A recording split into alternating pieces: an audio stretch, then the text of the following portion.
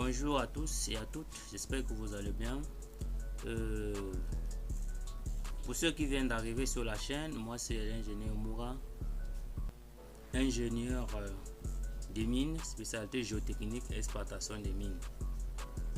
Aujourd'hui, nous allons parler de l'estimation probabiliste d'une pente, où nous allons étudier l'estimation d'une pente monocouche, probabiliste d'une pente monocouche et multicouche. J'avais promis dans la vidéo précédente que j'allais parler de cette thématique là un peu plus en profondeur, et j'ai jugé mieux qu'il fallait passer par les études des cas bien précis pour bien expliquer cette thématique. Déjà, nous sommes à l'exercice 1 où nous allons parler de l'estimation probabiliste d'une pente monocouche, où le contexte étant défini, vous êtes ingénieur géotechnicien et devez évaluer la stabilité d'une pente. Les propriétés géomécaniques du sol présentent une incertitude due à des variations naturelles. Les paramètres suivants sont considérés comme aléatoires. C'est-à-dire qu'on a déjà défini les paramètres, on a fait déjà des simulations sur Excel. Moi, je vais vous montrer dans des cas bien précis comment est-ce qu'il faut passer des simulations avec Excel et pour finalement se réfugier sur GeoStudio. Donc, où les informations aléatoires sont déjà définies. La cohésion, la loi utilisée ici, c'est la loi normale, où la moyenne de la cohésion est définie de 25 kPa, l'écart type de 5 kPa, l'angle de frottement interne, la moyenne 30 degrés et l'écart type 30 degrés. La densité du sol étant définie donc entre 18 et 20 kN par mètre cube. Nous pouvons voir ces différentes informations là également. Votre objectif ici, c'est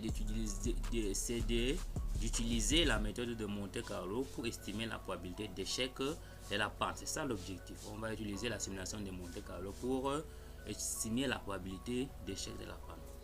À la question, voici les différentes questions qui sont donc proposées. Celle d'étudier d'abord la probabilité d'échec de la pente selon les simulations. Comment est-ce que évaluer l'influence de l'écart type sur les résultats, c'est-à-dire sur les facteurs de sécurité, ou bien sur la probabilité d'échec? Est-ce que l'écart type a une influence sur les probabilités d'échec? Et puis proposer des stratégies finalement pour réduire les risques d'échec de la pente en modifiant les paramètres ou les conditions. Ça c'est à l'exercice 1 où nous allons donc voir toutes ces informations. Rappelez-vous que j'avais promis que nous irons un peu plus en profondeur pour expliquer la thématique liée à l'analyse probabiliste. L'exercice 2 qui traite également de l'étude probabiliste de la stabilité d'une pente multicouche. J'avais annoncé tout à l'heure que nous allons étudier l'analyse probabiliste monocouche et multicouche. Parce que ce sont les mêmes contextes. Vous êtes chargé d'évaluer la stabilité d'une pente composée de 3 couches de sol aux propriétés géomécaniques variables. En raison des incertitudes dans les données, vous utiliserez la simulation de Monte-Carlo pour déterminer la probabilité d'échec de la pente.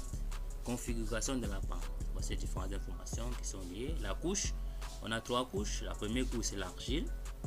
La deuxième couche, c'est le sable avec les différentes informations, la cohésion, la moyenne de frottement, moyenne de densité, tout cela, les cas types. La deuxième couche, le sable avec ces informations. La troisième couche qui est ici, une roche altérée qui peut être une roche métamorphique. Donc, c'est en train de s'altérer, c'est certainement sans subir une transformation. Donc, ça peut tomber, ça peut arriver que c'est une roche métamorphique.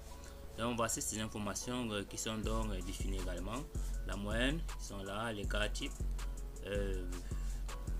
l'angle de frottement interne et son écart type également. Toutes les informations sont définies. Donc voilà, les questions sont presque les mêmes. C'est celle d'étudier la probabilité d'échec global de la pente, celle d'étudier la probabilité sur chaque couche afin d'évaluer l'influence de cette couche là sur la probabilité globale de la pente. Et dire le pourquoi est-ce que cette couche là influence beaucoup plus sur la stabilité globale de la pente. Enfin, proposer des mesures d'amélioration pour réduire le risque d'échec de la pente. Donc, merci déjà d'avoir regardé cette vidéo. Pour ne pas rater les corrections qui seront publiées d'ici peu, je vous exhorte de vous abonner sur cette chaîne et de partager afin qu'on soit à la ligne et on soit tous ensemble. Comme disait quelqu'un, seul je vais vite, ensemble on va loin. Donc ensemble on ira loin, on fera de merveilles. Merci et portez-vous bien.